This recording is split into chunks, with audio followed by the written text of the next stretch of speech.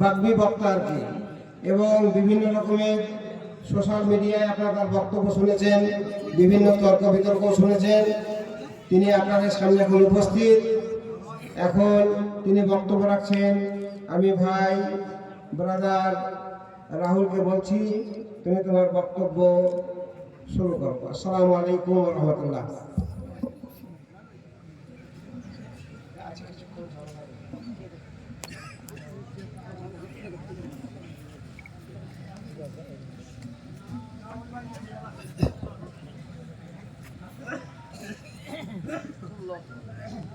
আসসালামু আলাইকুম ওয়া রাহমাতুল্লাহি ওয়া বারাকাতুহু।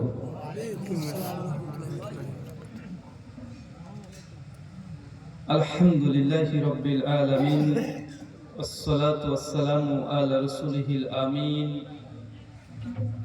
ওয়া আলা আলিহি ওয়া সাহবিহি আজমাইন, আম্মা বা'দ। আউযু বিল্লাহিস সামিউল আলীম মিনাশ শাইতানির রাজীম من همزه ونفخه ونفسه. بسم الله الرحمن الرحيم. ما آتاكم الرسول فخذوه وما نهاكم عنه فانتهوا. وقال الله سبحانه وتعالى: يا أيها الذين آمنوا أطيعوا الله وأطيعوا الرسول ولا تبطلوا أعمالكم. عن عائشة رضي الله عنها قالت: قال رسول الله صلى الله عليه وسلم: من عمل عملا ليس عليه أمرنا فهو رد. رواه মুসলিম। সমস্ত প্রশংসা সেই মহান সত্তা আল্লাহ সুবহানাহু ওয়া তাআলার জন্য, যিনি আমাদের সৃষ্টি করেছেন। শুধু সৃষ্টি করেননি, এই পৃথিবীতে সহস্র কোটি মাখলুকাত সৃষ্টি করার পরেও যিনি আমাদের এই মানব জাতিকে সর্বশ্রেষ্ঠ জাতি, সর্বশ্রেষ্ঠ মাখলুকাত এবং সর্বশ্রেষ্ঠ নবী মুহাম্মদ আরবি সাল্লাল্লাহু আলাইহি ওয়াসাল্লামের উম্মত হিসেবে প্রেরণ করেছেন, সেই মহান সত্তা আল্লাহ সুবহানাহু ওয়া তাআলার সংক্ষিপ্ত শুকরিয়া সুজুদ আদায় করি। তার নিজের শেখানো ভাষা দিয়ে সকলে এক বাক্যে পড়ি আলহামদুলিল্লাহ। বাইতুল হামদ জামে মসজিদের উন্নতি কল্পে এবং উদ্যোগে আজ 29 এপ্রিল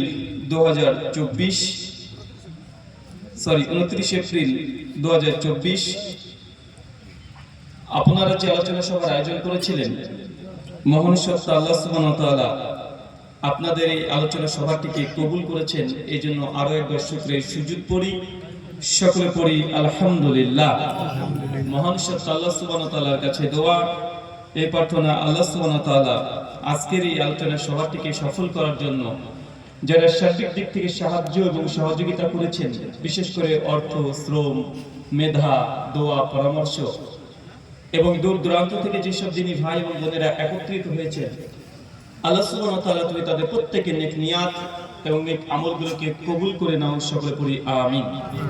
সম্মানিত সুধী, বাদ মাগরিব থেকে বিভিন্ন আলোচক তারা পবিত্র কোরআনুল কারীম এবং হাদিসে মুবারাকা থেকে নির্দিষ্ট বিষয়ের উপরে অনেক গুরুত্বপূর্ণ আলোচনা উপস্থাপন করেছেন। আজকের এই আলোচনা সভার অন্তিম লগ্নে আপনাদের সামনে উপস্থিত হয়েছি নির্দিষ্ট একটি বিষয়ের উপরে কিছু কথা বলার উদ্দেশ্যে। আজকে যে বিষয়ে গুরুত্বপূর্ণ আলোচনা হবে, আলোচ্য বিষয় যেভাবে জান্নাতে ঘর নির্মাণ করবেন। চাচা বলেন তো কি বললাম? বলেন। আপনি বলবেন না, আমার সামনে যারা আছে জোরে বলেন বিষয় কি? যেভাবে জান্নাতে ঘর নির্মাণ করবেন। তার মানে বোঝা যাচ্ছে যে জান্নাতে ঘর পাওয়া যাবে, আর এই জান্নাতে ঘর পাওয়ার জন্য আমাদেরকে কিছু শ্রম ব্যয় করতে হবে।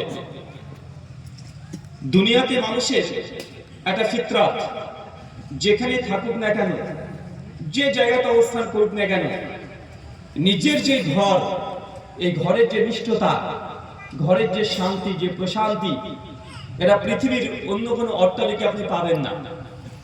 যারা প্রবাস জীবনে, কর্মজীবনের উদ্দেশ্যে গিয়েছেন, হতে পারে কেরলে অথবা মুম্বাই, দিল্লি, সৌদি, কুয়েত, কাতার, বাহরাইনে আছেন, দেখবেন আপনি আপনার গ্রামে যত টাকা ইনকাম করেন, যে বাড়িতে আপনি থাকেন তার চাইতে যেখানে কর্মজীবনে গিয়েছেন অনেক ভালো ভালো বাড়ি পেয়েছেন, ভালো ভালো খাবার পেয়েছেন, সোর্স অফ ইনকাম অনেক বেশি করেন, কিন্তু তারপরে দেখবেন নিজের বাড়িতে আসার জন্য মনটা ছটফট করে কি করে না? কেন বলুন তো?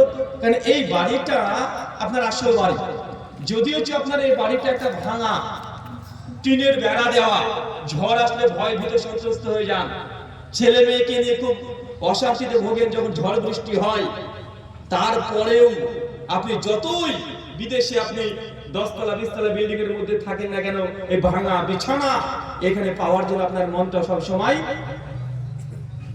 অশান্তি বিরাজ করে না ভাইজান, যে কখন যাব নিজের বাড়িতে। কেন? কারণ এটা হচ্ছে আসল ঠিকানা, এটা হচ্ছে আসল বাড়ি। ঠিক আমরা মনুষ্য জাতি এই দুনিয়ার যে জীবন দেখছেন ক্ষণস্থায়ী জীবন, এটা চিরস্থায়ী কোনো জীবন নয়। আমাদের আসল বাড়ি কোনটা?